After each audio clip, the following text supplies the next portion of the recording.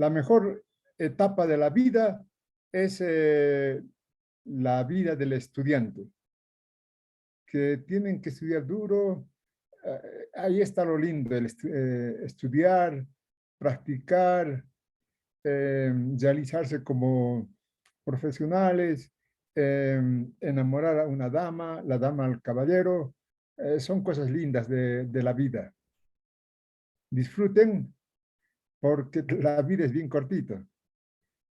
Eh, ya saldrán profesionales, se casarán, tendrán hijos, ya la vida se hace más difícil, más responsabilidad. Aunque hay psicólogos que dicen la mejor etapa de la vida es de los 40 a los 50, dicen también, ¿no? Eh, ¿Por qué? Porque dicen que ahí ya está una persona realizada, ya los problemas de formación de un hogar, crecimiento de los hijos, ya no tienen ese problema. Eh, bueno, son criterios de los estudiosos en la psicología de las personas. Muy bien, juventud. A ver, yo les pregunto, ¿qué novedades hay en este momento o no hay nada? Todo sigue igual. Ustedes, como profesionales orgánicos de los trabajadores mineros, de los trabajadores, eh, tienen que ser bien, bien acucioso, quería decir, eh, eh, bien eh, tienen que preguntarse, ¿no? ¿Qué está pasando en el mundo de la política? En el mundo de la política. La política, y les dije, es prácticamente el poder que domina el mundo, ¿no? Como en este momento se están, eh, caramba, qué atrocidad de la guerra las guerras son atroces y esta reciente que estamos viviendo, igual, ¿no? De atroz. Esa es la política. Y en Bolivia, ¿qué está pasando? Muchas cosas de política también. Pero lo más importante que ustedes no pueden ignorar, imagínense que Radio Pío 12, un reportero de Pío 12 les pregunte, a ver, ¿qué opina usted del problema actual de Bolivia? ¿Qué les responderían? Eh, es el problema del Silala, ¿no? En este momento, Bolivia está participando eh, en la defensa de su posición. Ya Chile lo hizo hace unos 2 días, ahora le toca a Bolivia. Creo que hoy día es el último día de alegatos, se llama, los alegatos de Bolivia y de Chile, ¿no? Sobre el Silala. Así nomás empiezan las guerras, ¿no? Pero esta vez yo creo que se han portado muy astutos los abogados chilenos y bolivianos, ¿no? Eh, Han estudiado duro para no perder. Imagínense que pierda el juicio Chile o que perdamos nosotros otra vez, ¿no? Una segunda derrota no puede ser. Pero están actuando muy bien. Por ejemplo, eh, Chile, ¿no? Decía, bueno, señores, ¿no? Nosotros no nos oponemos a que Bolivia desmantele los canales artificiales que conducen el agua del Silala a Chile, porque sin esos canales artificiales, igual va a llegar el agua a Chile, porque las aguas del Silala son aguas internacionales. Es un río internacional el Silala, ¿no? Entonces tiene que seguir su curso natural. Igual va a llegar a Chile, ¿no? El, lo interesante de Chile fue que que presentó el criterio de que ellos no se oponen a que Bolivia pueda destruir los canales artificiales que conducen el agua hacia Chile. Ahí está la astucia de Chile. Pero Bolivia responde también con astucia, ¿no? Dice, nosotros reconocemos, porque antes no se conocía Bolivia que las aguas del Silala eran de un río internacional, ¿no? Decían, no, tiene su nacimiento en Bolivia, son aguas de bofedales propios de Bolivia, y Chile lo ha desviado para Chile con los canales artificiales, ¿no? Eso decía antes, pero ahora en el alegato que ha presentado desde antes de ayer y hoy día, dice que, bueno, señores, es verdad, las aguas del Silala son aguas de un río internacional. Es verdad. Esa es la novedad de la posición boliviana. Dice, pero Chile, estas aguas que son de un río internacional, hizo que se dirigiera a Chile más cantidad de agua de lo que pudiera llegar a Chile de forma natural con los canales artificiales. Ese es el problema, ¿no? Nosotros reclamamos eso, conocemos, es agua internacional. Bueno, pero Chile ha hecho canales artificiales que ha incrementado el caudal de agua en favor de Chile. Eso está mal. Entonces, ya Chile ha respondido, nosotros no nos oponemos, pueden destruir los canales también, no hay problema, ¿no? Entonces, parece ser que las cosas van a terminar como si fuera un empate, ¿no? Entonces, lo principal es de que no vamos a perder. Y bueno, ustedes tienen que estar enterados, ¿no?, de todo esto, porque por cosas más pequeñas han empezado guerras internacionales, ¿no? Y el agua, pues, vida. Y según los científicos del futuro, ¿no?, dicen que las próximas guerras van a ser por agua, ¿no? Ya no va a ser por petróleo, por energía o por territorio, ¿no? Ahora van a ser por agua, porque el agua se está terminando, ¿no? El calentamiento global está prácticamente lo que era reserva de agua dulce, los está eh, convirtiendo en los hielos, los está volviendo en aguas que están, entran al mar, ¿no? Y se mezcla con agua salada. Entonces, pasa eso, juventud. Ahora sí, también se pueden enterar mucho mejor como ciudadanos bolivianos, ¿no? Por el Internet, ¿no? Tienen acceso ustedes al Internet, ahí ponen información sobre el Silala, les va a salir toda la información. Y cuando les pregunte Pío XII, ¿qué opina usted de las aguas del Silala, del juicio que está en este momento realizándose en La Haya? Entonces ustedes ya dirán, sabemos lo que ha dicho Chile, lo que dijo Bolivia, y creo que tiene razón el argumento de Bolivia, porque no se puede construir canales artificiales para incrementar el caudal de agua. Eso es un delito.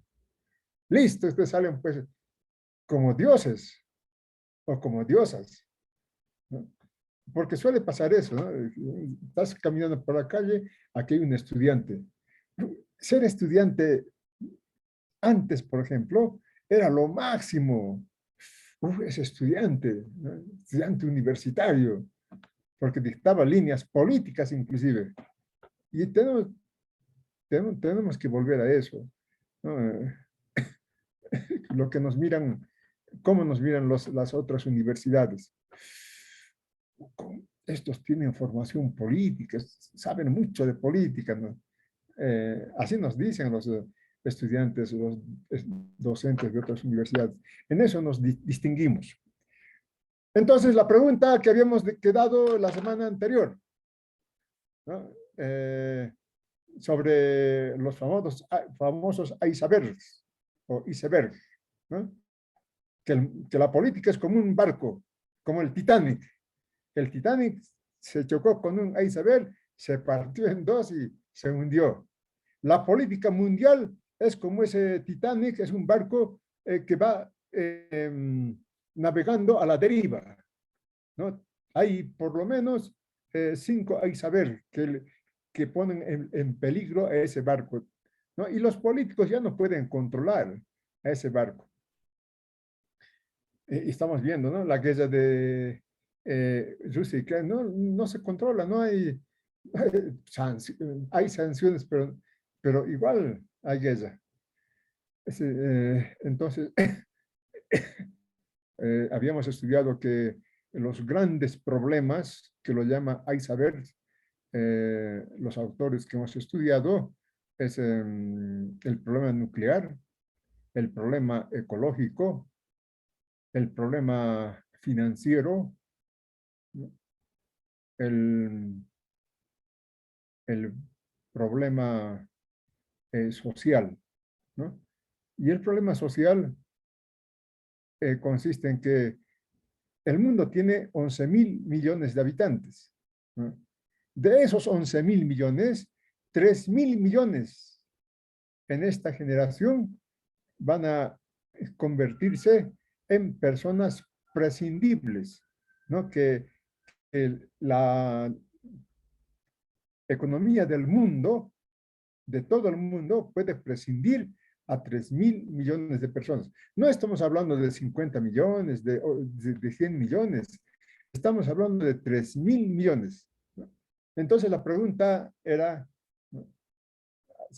Han intentado responder, eh, seguro que todo es estomatología, está bien, ¿no? En Europa no se llaman odontólogos, se llaman estomatólogos, ¿no? Y yo un día pregunté a un estudiante, ¿y qué es la estomatología? Justamente, ¿no? Todo esto también se llama estomatología, toda la estructura que contiene los dientes, las muelas, que es la base de la salud. Entonces, a ver, como futuros políticos, ¿cómo ustedes darían solución a este problema que, que existe, ¿no? 3.000 millones prescindibles. Ahí estamos. Podríamos estar nosotros ahí en esos 3.000 millones, ¿no? Entonces, ¿cuál sería la solución? ¿O no hay solución? No hay solución. ¿Qué vamos a hacer? eh, Tiene que haber solución, ¿no? Cuidado, me digan, una revolución, hacemos, implantamos, eso es, en este momento es sí, muy difícil. ¿Por qué? Justamente por eso tenemos que formarnos políticamente, por la ideología. Aquí está el capitalismo bien solidificado aquí, en la cabeza. ¿Qué problema? El capitalismo está bien. Yo quiero ser rico también. Ya los ricos está bien, yo también voy a ser rico. Envidiosos son ustedes. Y así nos han formado, ¿no? ¿Cómo se soluciona el problema de 3.000 millones de personas en el mundo? Son prescindibles para el capitalismo. El capitalismo es tan desarrollado, ¿no? que lo, que lo dice las Naciones Unidas, de que la capacidad productiva del capitalismo, así prescindiendo a 3.000 millones, es capaz de producir 3 veces más de lo que necesita los 11.000 millones de personas, ¿no? O sea que podemos ¿no? tener 3 veces más en alimentos, 3 veces más en vestimenta, 3 veces más. Sí, económicamente se puede llegar a eso. El problema es de que no se llega a eso, ¿no? Más bien hay desempleados, parados, no hay trabajo. ¿Eres de mi partido? Puedes entrar a trabajar. A ver, firma aquí. Si no, no hay trabajo, ¿no? Esos problemas que vivimos en todo el mundo hay ese problema. Entonces, ¿cuál sería la solución? La, Bueno, la, la solución, ¿no? Técnica, económica, sencillísimo. ¿Cuántas horas trabaja el hombre primitivo cuando había comunismo primitivo? ¿Cuántas horas trabajaban? Eso está documentado en las conferencias de Enrique Dussel, el filósofo más importante que tiene el mundo en este momento. El hombre primitivo trabajaba 3 horas. El resto lo dedicaba a descansar, a ser feliz, a dedicarse a su vida espiritual o a hacer deporte. 3 horas solamente de trabajo, ¿no? ¿Y cómo estamos en el capitalismo? Oh, ya, eres 8 horas, ¿no? 8 horas. Ya, eres un profesional en salud, 5 horas. Y el profesional en salud, 5 horas en el trabajo, en el hospital, y va otras 5 horas en su trabajo de consultorio, porque no le alcanza lo que gana. Se gana muy poco, ¿no? Entonces, no, en vez de 5 horas, son 10 horas, ¿no? Entonces, no solamente eso, sino que trasladarse de la casa al trabajo, mínimo 1 hora. Regreso, otra hora. O sea, ¿cuántas horas estamos con el trabajo? ¿No? Eso es en el capitalismo. En cambio, en el comunismo primitivo, ¿no? 3 horas, suficiente. Ya tenemos para comer para el día, ya qué más queremos, ¿no? En cambio, en el capitalismo, no, acumular, acumular. No, no, 8 horas, 10 horas mejor si trabajas, ¿no? Hay que acumular, acumular. ¿Para qué? ¿No? Entonces, aquí está el problema. La solución facilita. ¿Por qué trabajar 8 horas? Pudiendo trabajar 4 horas nomás, la mitad. En Europa, en los años 70, la tendencia era trabajar 7 horas, trabajar 1 hora para todo el mundo. Esa era la tendencia, pero se impuso la tendencia contraria. No, no, 8 horas está bien, ¿para qué quieres más? Está, ¿no? Pero eso está aquí en la cabeza. No, 8 horas está bien, 5 horas también, ¿no? Porque claro, se va a ir a su consultorio privado, otras 5 horas, 10 horas, ¿no? Entonces, hay ese problema, ¿no? Es fácil la solución. ¿Por qué trabajar 8 horas? Si hay 3.000 millones de personas que están siendo prescindidos, trabajaremos. Va a haber trabajo para todos. Y si es capaz de producir 3 veces más el capitalismo, ¿no? ¿Dónde está el problema? El problema está en la política. Los que tienen poder político van a trabajar 10 horas. ¿Qué? Eh, nada de reducir tiempo.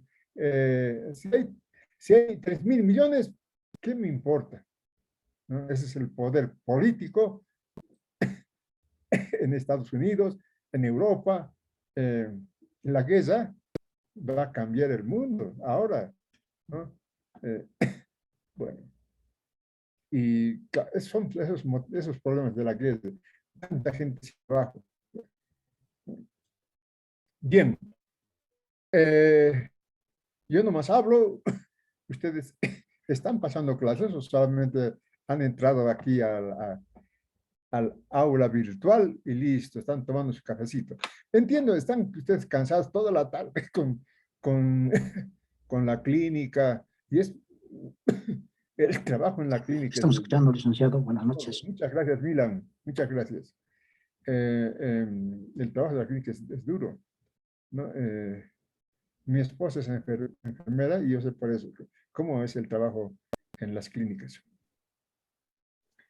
Bueno, juventud, entonces ahora entramos a ver a la política que hemos estudiado la anterior semana, el sistema modular para entender la política, ¿no? Al tema, el tema 1. La anterior clase era introducción al desarrollo político en la formación social boliviana. Eso es materia de examen también.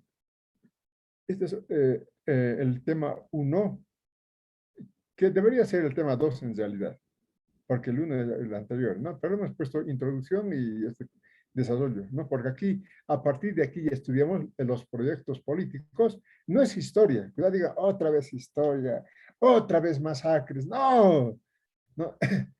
Este es un análisis científico de la política, que lo vamos a hacer rápidamente, ¿no? Vamos a recorrer desde la fundación de Bolivia hasta nuestros días, ¿no? Y después vamos a estudiar ya los programas políticos de los partidos políticos actuales, del MAS, de Comunidad Ciudadana. Van a ver qué proyectos tienen ellos para el país. Y después vamos a estudiar análisis de coyuntura, ¿no? Vamos a leer periódicos, vamos a leer a los articulistas, ¿no? Muy buenos articulistas. Yo digo, caramba, esto es un nivel internacional, ¿no? Vamos a enterarnos de lo que está pasando en la actualidad. Pero haremos un recorrido de momento, porque es necesario saber, en ciencias sociales, es necesario saber el recorrido de un fenómeno. El fenómeno político, proyecto político de los libertadores, ¿no? ¿Cuál era el proyecto político de los libertadores, ¿no? Tenemos el sistema modular para entender el estudio de la teoría política, es decir, el discurso, ¿no? El estudio de las instituciones, el Estado como cabeza de la política, ¿no? Y a los actores, los partidos políticos, y cuáles fueron las relaciones políticas en este periodo. Eh, son, este es el periodo más largo que vamos a abordar, pero el periodo más interesante, mucho más interesante que los otros periodos, ¿no? Porque según Carlos Montenegro nos dice, este periodo era un periodo de indefinición. Bolivia no se había definido todavía por dónde va a ir, ¿no? Por eso había tantos golpes de Estado, ¿no? Tantos, ¿no? O se iba por el camino del pueblo, el camino de la revolución, o se iba por el camino de los conservadores, de los patrones, ¿no? Esa fue la dialéctica en este periodo. O vamos con el pueblo o vamos con los patrones, ¿no? Y los militares subían unas veces apoyando al pueblo, otras veces apoyando a los patrones. Entonces, el discurso. ¿Cuál es el discurso del proyecto político de los libertadores, ¿no? ¿Cuál es el alcance? Nos preguntamos, ¿no? Pregunta de examen. ¿Cuáles son los alcances del discurso del proyecto político de los libertadores sobre la realidad nacional? O otra pregunta puede ser, de aquí saco las preguntas yo. ¿Cuál es su proyección en la construcción del Estado Nacional Republicano? ¿No? Esto les digo así para que sigan la explicación, ¿no? A través de estas preguntas, ¿no? ¿Cuál era el discurso? El discurso es muy importante porque es la teoría política, el discurso, ¿no? Ahorita el discurso del MAS, ¿no? Discurso del MAS plurinacional, ¿no? Si ustedes tienen oportunidad, esta mañana ha salido un artículo muy bonito de Jorge Cortés, ¿no? En página 7 está. Eh, entonces, entonces, ¿de dónde? ¿Cuál era la ideología de los libertadores? ¿No? Nos preguntamos. En colegio, ¿qué nos enseñan? Ah, los libertadores han pensado eh, en, en nosotros porque eran enemigos de los españoles, ¿no? Pero no nos dicen, ¿no? ¿Cuál es la ideología política de los libertadores, ¿no? Y los libertadores, Bolívar, Sucre, todos los que han participado en este movimiento de liberación de América eran hijos de la Ilustración. Ideológicamente eran hijos de la Ilustración. ¿Qué es la Ilustración? ¿No? Es un movimiento ideológico, social, científico, europeo, ¿no? La Ilustración. Eso hacíamos, también deben recordarse del colegio, ¿no? La Ilustración, ¿no? La enciclopedia, ¿se acuerdan? ¿No? Cómo los enciclopedistas han sacado sus teorías físicas, químicas, sociales, ¿no? Han revolucionado la ciencia, no solamente social, sino también las ciencias físicas. ¿Y qué decían en la Ilustración? ¿No? Libertad, fraternidad, solidaridad. La Ilustración hizo la Revolución Francesa y Bolívar y Sucre, ¿no? Han estado, Bolívar estuvo en Europa en general, ¿no? Ahí ha visto el proyecto de la Ilustración, ¿no? Una revolución cultural, la Ilustración. Y como hijo de la Ilustración, Bolívar y Sucre van a intentar implantar en América, ¿no? A ver, ¿quiénes han hecho la Ilustración? Le puedo aumentar 10 puntos si me dice. En Europa, ¿quiénes han hecho la Ilustración? La Ilustración es un movimiento cultural que ha revolucionado el mundo. No es así como en su momento Carlos Marx con el socialismo. ¿Quiénes han hecho la revolución francesa? ¿No? Movidos por la Ilustración. Los que han hecho la Revolución Francesa tenían en su cabeza la ideología de la Ilustración, el discurso político de la Ilustración, ¿no? ¿Y quiénes han sido los actores? ¿Quiénes propugnaban libertad, fraternidad, igualdad? ¿No?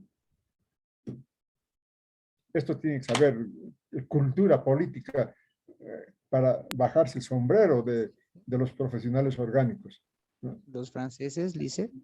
¿Quién? Los Emerson. franceses. Sí, los franceses.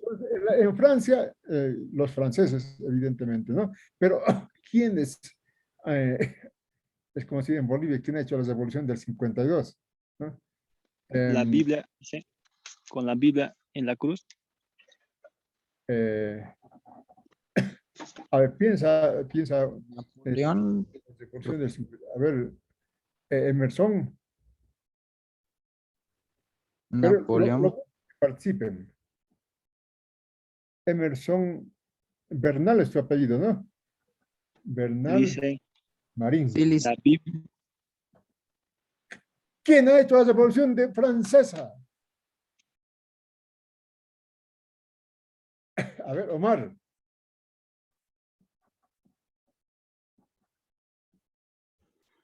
René Descartes, listen. Napoleón Manuel, Bonaparte.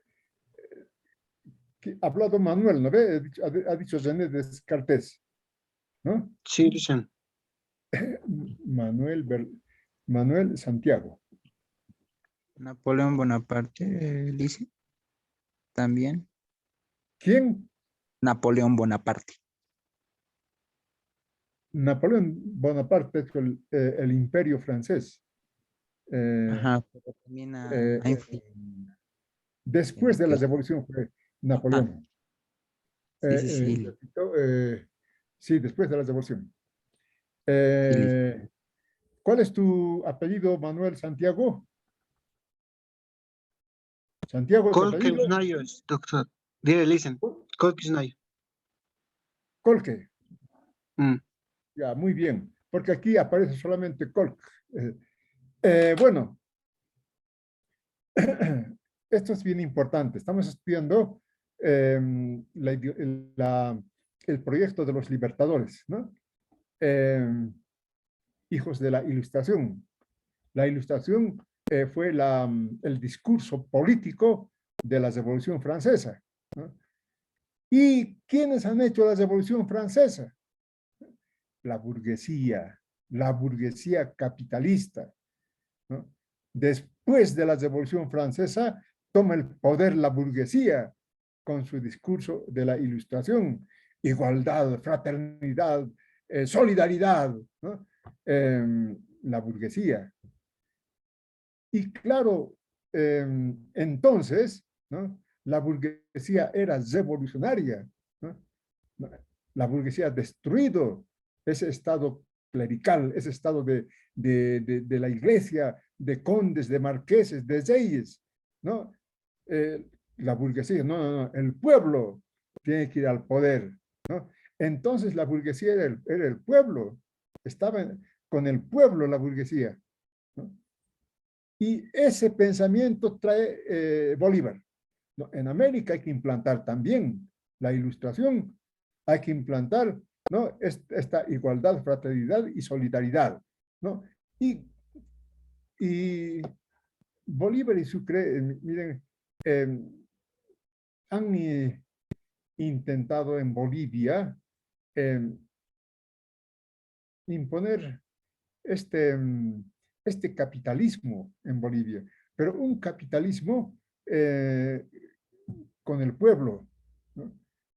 Bolívar, por ejemplo, reconoció la propiedad privada de las naciones originarias, ¿no? Vamos a ver después de que los presidentes bolivianos van a desconocer esa propiedad que dio Bolívar, que reconoció la propiedad privada de la tierra a las naciones originarias, ¿no? Bolívar decía, no, implantaremos un capitalismo así, un capitalismo que esté con el pueblo, ¿no? Es ¿no? Vean ustedes lo interesante que es esta parte, ¿no? Hijo de la Ilustración. ¿Qué es la Ilustración? Es la ideología, el discurso político de la burguesía. La burguesía hizo la revolución del 52. La burguesía destruyó a ese estado clerical, a ese estado de marqueses, condes, reyes, a ese estado de obispos, cardenales, ¿no? Entonces eran ateos. La burguesía era ateo. René Descartes era el ideólogo, ¿no? de ese periodo. René Descartes, filósofo, ¿no? Interesante estudiar también a René Descartes, por supuesto. Entonces, ¿no? Hijo de la Ilustración, ¿no? Claro, con la Ilustración termina la especulación metafísica, ¿no? Aquí son materialistas y ateos. Nada de lo que vemos, lo que tocamos, eso es lo que vale. Después especular si va a haber, si vamos a ir al cielo o vamos a ir al infierno, eso es para los curas. Pero nosotros, ¿no? Lo que vivimos, ¿no? Ese es el discurso de los libertadores, ¿no? Ellos intentan imponer un capitalismo, ¿no? Claro, eran además los liberales, eran liberales, ¿no? Entonces era una ideología progresista, la ideología liberal. Entonces, ¿no? Ese es el discurso de los libertadores, ¿no? ¿No? Y claro, ¿cuántos años ha gobernado Sucre, Bolivia? Porque Bolívar, para investigadores sociales como el doctor Isaac Sandoval Rodríguez, ni un día vino a Bolivia, pero no era presidente de Bolivia, según Isaac Sandoval Rodríguez. Según Carlos Mesa, no, estuvo de presidente 3 meses, dice, ¿no? Pero bueno, el verdadero presidente de Bolivia era José Antonio de Sucre, ¿no? Yo les pregunto, ¿qué tiempo ha gobernado José Antonio de Sucre? El padre de la patria, ¿no? Donde vamos a cualquier oficina de oficina pública, vemos ahí la foto no la foto, el dibujo de Bolívar y de Sucre, ¿no? Los padres de la patria. ¿Qué tiempo ha gobernado Bolivia, Sucre? Eso 2 años, doctor, licenciado. 2 años. 2 años, 2 años. licenciado. al 28. 2 años, licenciado. 2 años. 2 años calendario, pues, ¿no? Empezó 18 de bueno, abril. en febrero del 25, ¿no? De Antes de que se crea el Estado boliviano como Estado libre, independiente, Sucre ya era, bueno, era entonces el jefe del Ejército Libertador, que tenía rango de presidente, ¿no? Entonces, digamos, 2 años calendario de 1825 a 1828, ¿no? Eso, pero no es lo que nos va a llamar la atención. Nos llama la atención, ¿no? De que Sucre ha sido deslocado, ¿no? Apenas se salva de morir porque se ha escapado por la puerta trasera del palacio, ¿no? Los bolivianos que rendimos culto a ese padre de la patria, los bolivianos de entonces, entre comillas, los bolivianos que en realidad los verdaderos bolivianos eran pues los aymaras, los quechuas, ¿no? Pero estos bolivianos que deslocan a Sucre eran los que quedaron de la colonia, ¿no? Los comerciantes, los mineros, los propietarios de tierras, ¿no? Esos bolivianos han deslocado a Sucre, ¿no? Dice, claro, Sucre era anticlerical, era hijo de la Ilustración, ¿no? Entonces, la iglesia, ¿qué hace aquí? ¿No? La iglesia católica es la que ha venido con la cruz y la espada ya masacrado al pueblo de América, ¿no? ¿No?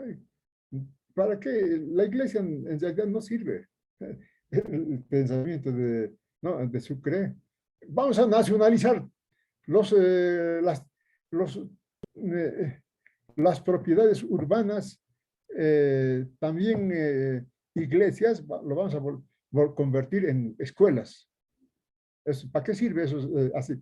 Tienen que ser escuelas, ¿no? Ese era el pensamiento de Sucre, hay que dar cultura al pueblo, ¿no? Pero los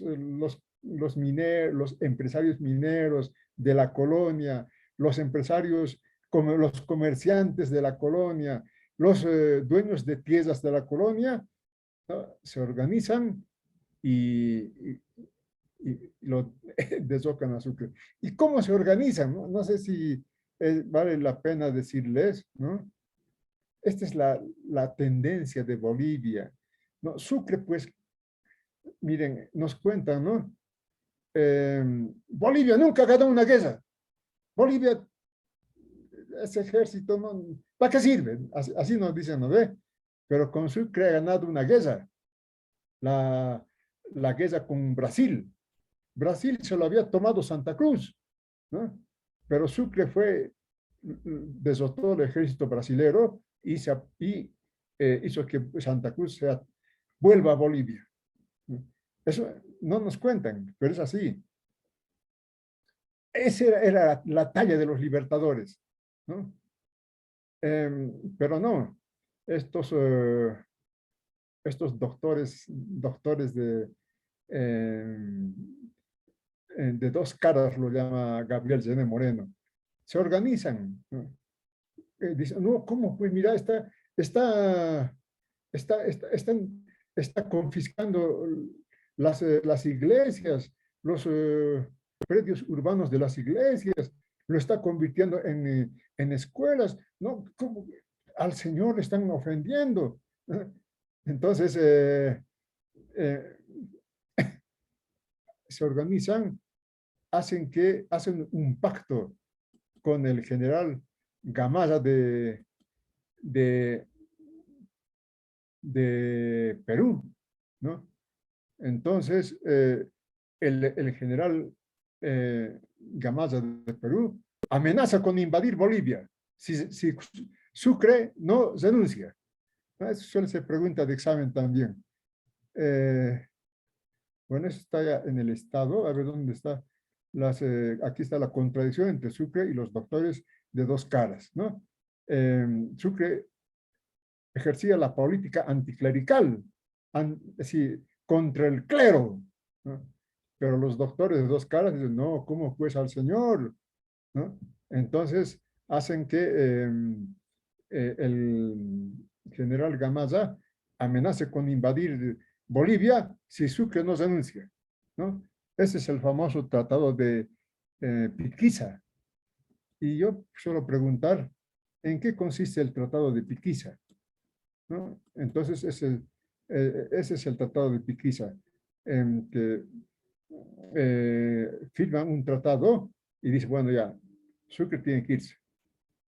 Y como Sucre no estaba, no era de los que, o sea, esto es la guerra de la independencia, ¿no?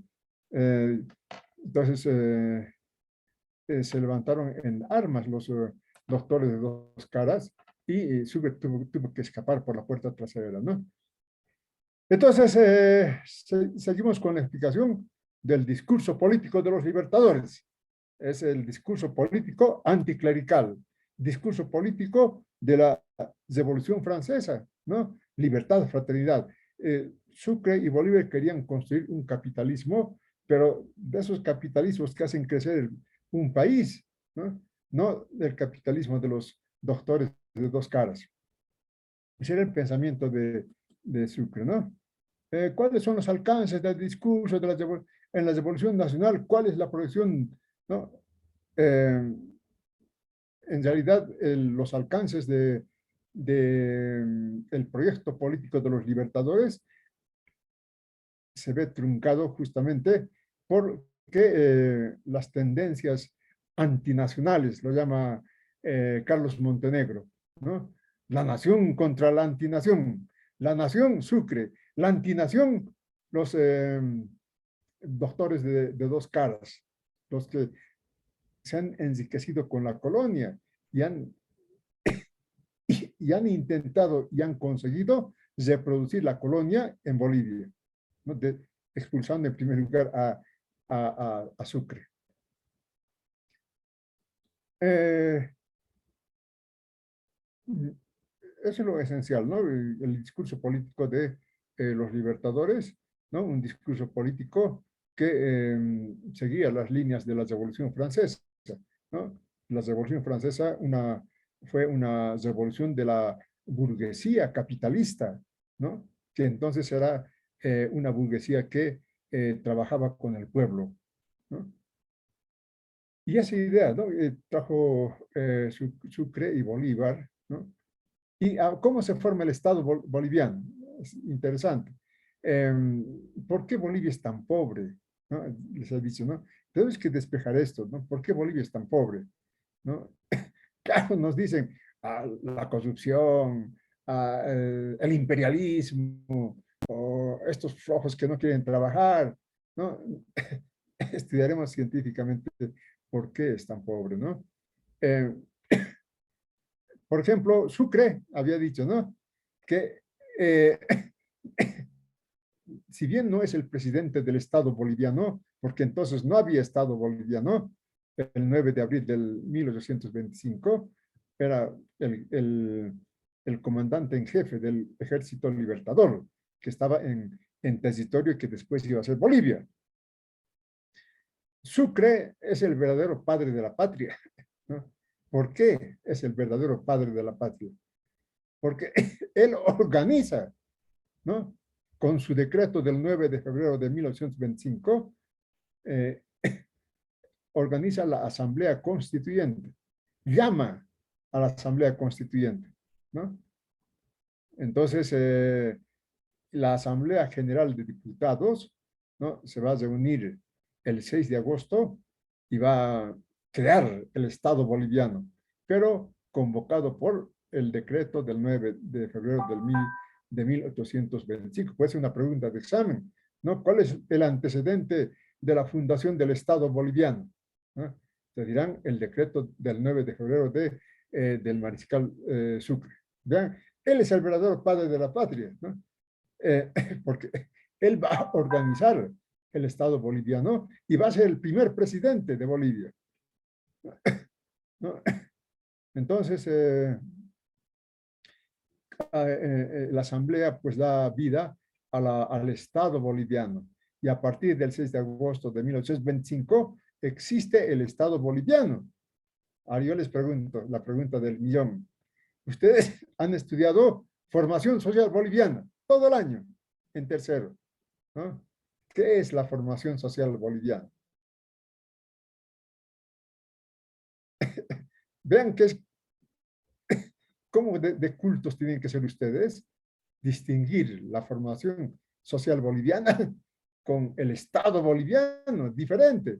La formación social boliviana existe desde los primeros hombres que han habitado el territorio y que después va a ser Bolivia, ¿no? Pasando por estas sociedades tan desarrolladas como los incas, ¿no? O los chirihuanos del oriente, ¿no? Eh, los chirihuanos del oriente, pero del sur del oriente, ¿no? Los chirihuanos o los habitantes de Moxo o de Chiquitos, ¿no?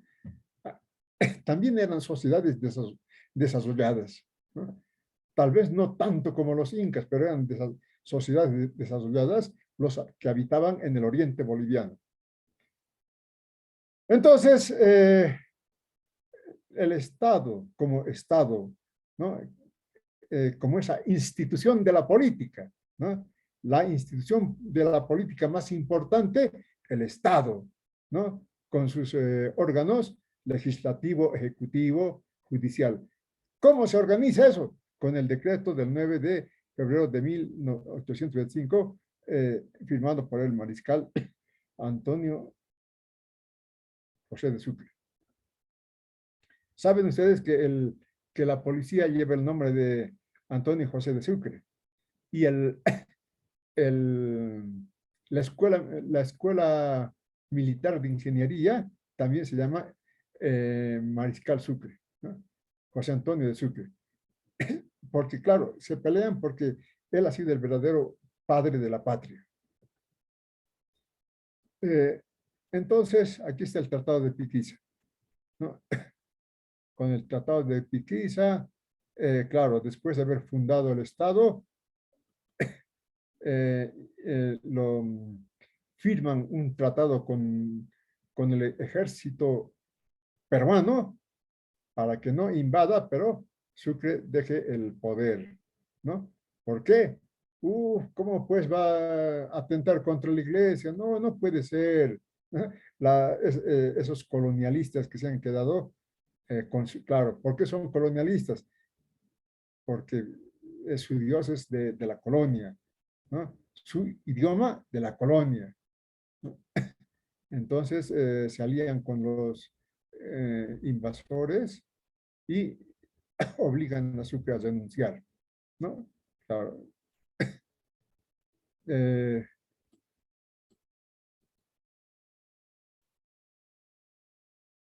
los,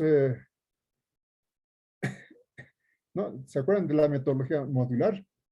La metodología modular para entender un periodo político de un país, ¿no?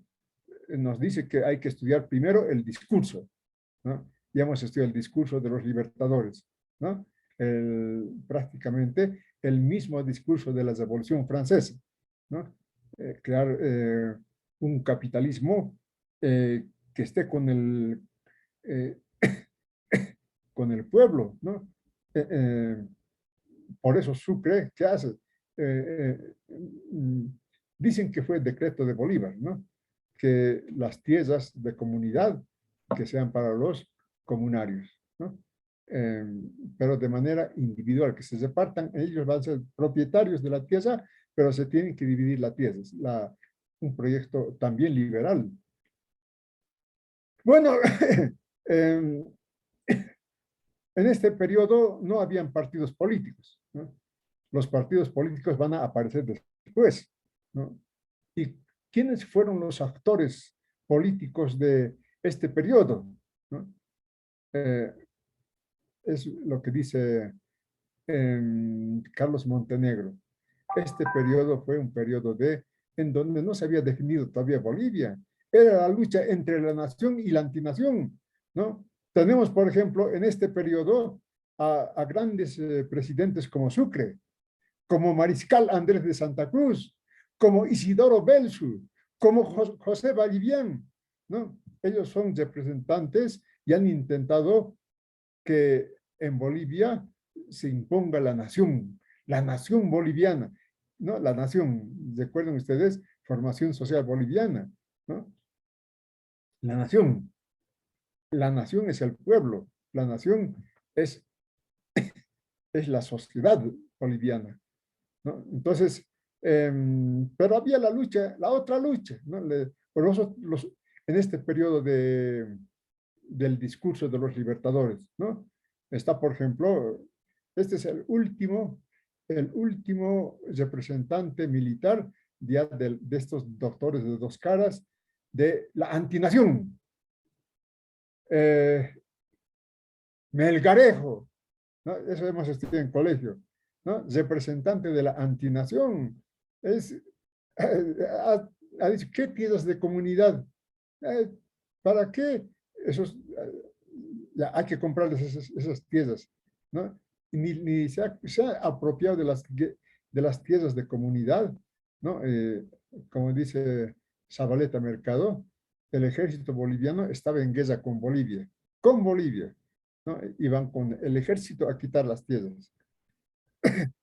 Entonces, los actores políticos eran, por un lado, el ejército, ¿no? Representado por estos caudillos. Estaban como actores políticos los artesanos, ¿no? Y por supuesto los representantes del Estado colonial, los que se han enriquecido con la colonia. Después vamos a ver que después recién del periodo de los caudillistas van a tomar el poder los representantes del Estado colonial. Aquí toman el poder, dejan el poder, toman el poder, dejan. Ha sido un periodo de lucha entre la nación y la antinación. Bueno, aquí hay requisitos de la convocatoria, ¿no? Esto es bien importante, ¿no? Por ejemplo, para ser diputado habría que saber leer y escribir, ¿no? Para ser diputado habría que tener unos ingresos determinados, ¿no? 300 pesos, dice aquí, renta de mínimo de 300 pesos. Eso se llama un estado censitario, ¿no? ¿Por qué? ¿No? Ese es el problema, ¿no? Se crea el Estado boliviano prescindiendo de la gran mayoría de bolivianos. ¿Quiénes eran la gran mayoría de bolivianos? Las naciones originarias. ¿No? Es bien triste la historia. Las naciones quechuas, aymaras, los guaraníes, los chiquitanos, ¿no? Hasta ahora sigue siendo triste la historia. ¿Cómo están jugando por su tierra los indígenas del oriente? Entonces, pero aquí no se crea un estado de caballeros, un estado de ricos, ¿no? Claro, ¿quiénes se apropian de la asamblea? Estos caballeros, ¿no? Que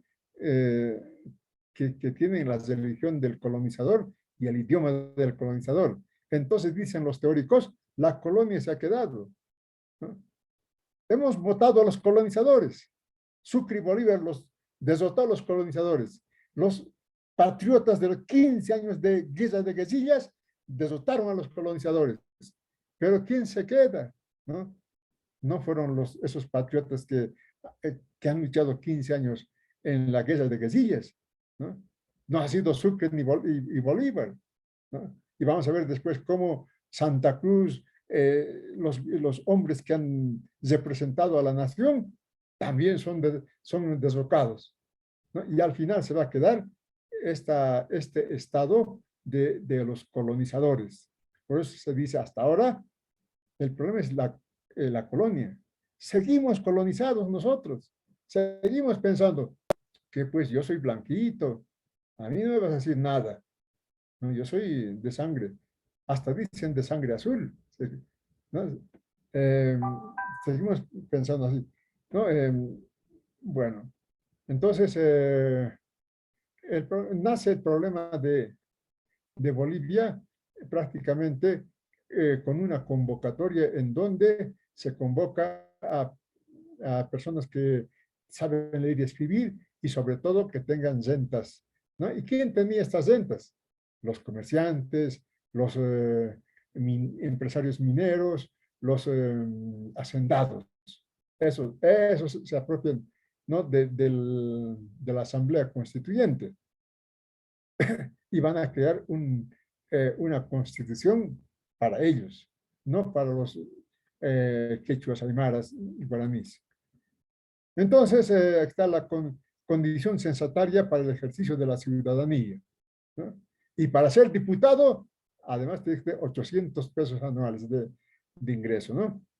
Esto lo van a leer con calma. Lo vamos a dejar aquí. Después vamos a estudiar los otros puntos. Son las 8 ya.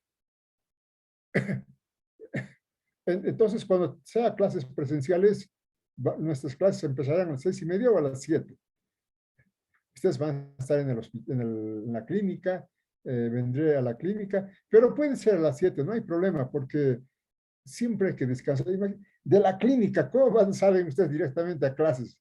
No es tan didáctico eso. Entonces, vamos a seguir la próxima clase con el proyecto político de los libertadores, porque es el periodo más largo de la historia de Bolivia, ¿no? En realidad es hasta la guerra del Pacífico, ¿no? Entonces, la próxima semana vamos a estudiar y bueno, como siempre no hay preguntas, ¿no? Porque han entendido todo. O no hay preguntas porque no han entendido nada. Pero van a ver que estudiando el texto del doctor Isaac Sandoval Rodríguez, es un librito pequeño, van a tener ya cultura política. Van a ser pues diputados, senadores con cultura política, ¿no? De eso que quieren los mineros de ustedes, ¿no? Entonces, vamos a explicar la próxima clase el mismo tema, pero ya lo que nos falta. Si no hay preguntas, yo les pregunto.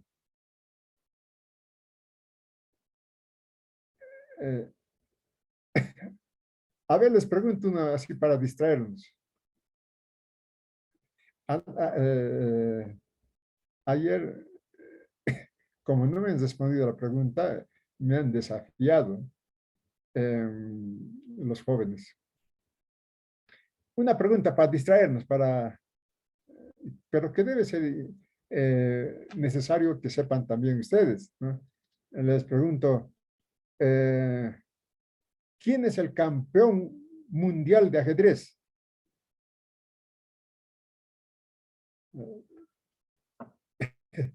Están preguntando al internet, ¿no? A celular, ¿quién? Campeón mundial de ajedrez.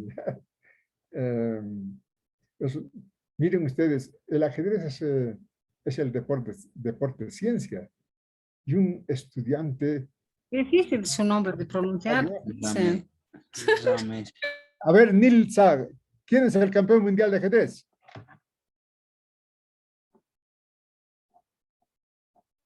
Raro su nombre, dicen. Carlsen.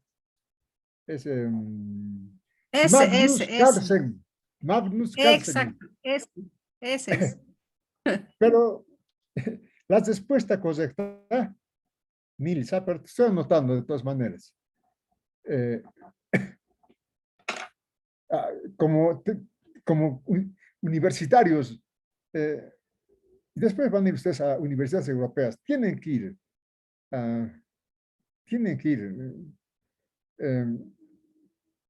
como universitarios. La respuesta sería el campeón mundial en ajedrez clásico Magnus Carlsen. Magnus, sí, me Carlsen. equivoco. El Exactamente. campeón mundial de ajedrez rápido, Carl. Abdusattorov. Y el campeón mundial de ajedrez Bliss es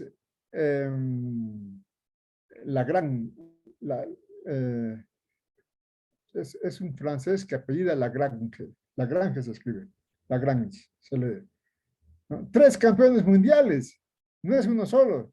Claro, el campeón de campeones es el campeón de ajedrez clásico, Magnus Carlsen, como ha dicho Nilsa. Pero existe el campeón mundial de ajedrez rápido, ¿no? Abdusattorov. Y existe el campeón mundial de ajedrez Bliss. Ajedrez Bliss son 5 minutos, ¿no? El ajedrez clásico, Deben ser muy capos, dicen. como 2 horas, ¿no? Y además te van aumentando tiempo también después. Y el campeonato de ajedrez rápido son 15 minutos, ¿no? Y Bliss más rápido todavía, 3 minutos.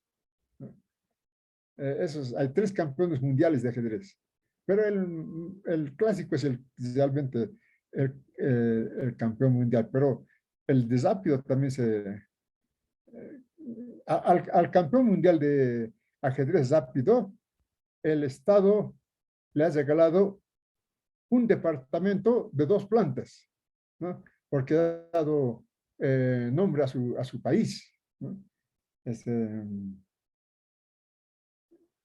país casi desconocido, ¿no? De Asia, pero pertenecía a la Unión Soviética antes, ¿no? Ese país. Ahorita no recuerdo el nombre del país, pero el presidente le ha regalado un departamento de 2 plantas por haber conseguido el campeonato mundial de ajedrez rápido. Es la inteligencia. En internet también ustedes entran, en internet entran y dicen, creo que me fui, aquí está. Así es, juventud. A Nilsa le vamos a anotar por haber participado y bueno, ustedes pueden hacerme otras preguntas también la semana que viene, ¿ya? Les voy a dejar, juventud, vayan a descansar y nos vemos la semana que viene. ¿Saben algo de clases presenciales? ¿Cuándo van a empezar las clases presenciales? Para que pueda viajar, porque yo estoy en La Paz. Esta tarde me dijeron los estudiantes de que no saben todavía cuándo va a ser. No hay No se sabe todavía nada, no se licenciado. sabe todavía en Milán. Sí, no. Eso me dijeron, no se sabe todavía. No se En sabe el Alto, todavía, listo. sí, no se sabe todavía. En la Universidad del Alto, las autoridades han determinado empezar las clases presenciales. Los estudiantes les han respondido, vayan ustedes a pasar clases. Nosotros no vamos a ir. Nosotros vamos a determinar cuándo vamos a ir a empezar las clases presenciales. En el Alto, los estudiantes son muy fuertes, ¿no? Bueno, la UMSA Es que dicen en el alto en la UPA mandan los estudiantes. los estudiantes son los que mandan, sí. Bueno, en la UMSA están con clases virtuales todavía este semestre. La única universidad que yo sepa es la Universidad de San Simón, que empezó ya con las clases presenciales. Nosotros ya veremos, ¿no? De acuerdo a las necesidades también de ustedes, porque tienen que hacer prácticas. Muy bien, juventud. Les dejo, nos vemos la semana que viene. Chao. Hasta luego, licenciado. Hasta luego, Milan. Chao, chao. Hasta luego.